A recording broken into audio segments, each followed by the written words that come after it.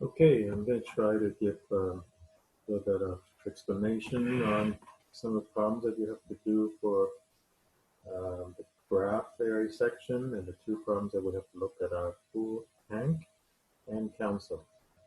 So let's look at full tank.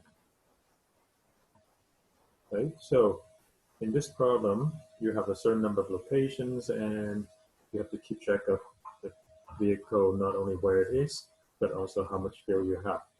So you're going to have to keep track of the location and the fuel level. Okay. Now, for the most of the things, you need to actually come up with a way to index your nodes. So, because fuel can be anywhere from 0 to 100, the easiest thing might be to simply say location times 101 plus fuel. And if you're given an index, location then is then index divided by 101, and the fuel it's the index mod 101. Okay, so now that you have this figured out, what you want to do is, it's more efficient to just click. Okay, what you want to do is that for each location, you're going to have all the different fuel levels. So if you're at location 0, you have 0 liter, 1 liter, 2 liter, all the way up to possibly 100 liter. And location 1 will be the same. Every single location you will get a stack of these nodes, one for each fuel level. Now to move from one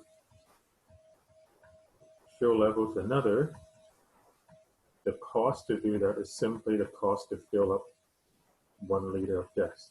Right? So whatever price it is that they tell you for filling up 1 liter of gas, that's the cost of that edge. Okay. Now you might have some edge that says that there's a row from 0 to 1 as location, right? And maybe to drive that road it takes 2 units of fuel. Now remember that even though this edge can be driven both ways, the edges that we're going to draw in our new graph is going to be directed y, because from 0 to 100 you're going to go to 1 and 98. Okay.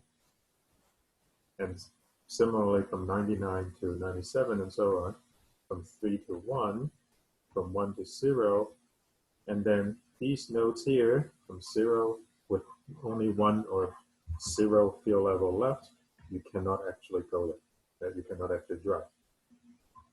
But don't forget that you also have to draw edges the other way, right? So from 3, oops, from 1 you can drive backwards, but remember that fuel is always decreasing when you drive. Okay, so even though originally your graph is undirected, your new graph is directed. And all of these would have cost 0 because you're not paying anything to drive. You lose fuel, but you don't have to pay. So in the problem, you're given this setup, you're given the map, and you'll be told that your fuel tank will have capacity C, right? Capacity C, and it's some starting location and some ending location. And you start with an empty tank. So if S is 0, you would start here. And if T is 1, you would be looking at going to any one of these nodes. Okay.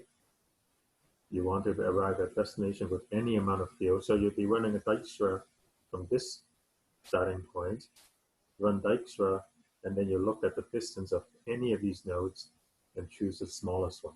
That's your cost. Now the problem is the capacity here for each curve can change. If you build this graph from scratch every single time, this is going to take too long. So what you should do is that you should build a whole graph for capacity up to 100. But if your capacity is smaller, So let's imagine that the capacity is 2.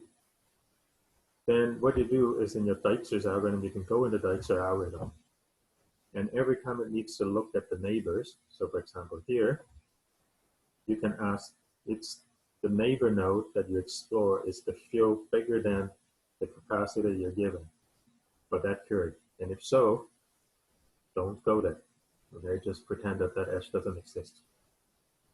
If you do that, okay, then you don't have to rebuild the graph every time. You do have to go into my Dijkstra's algorithm to change things here and there, just a little bit. But if you make that change, then this should be fast enough to solve all your curves.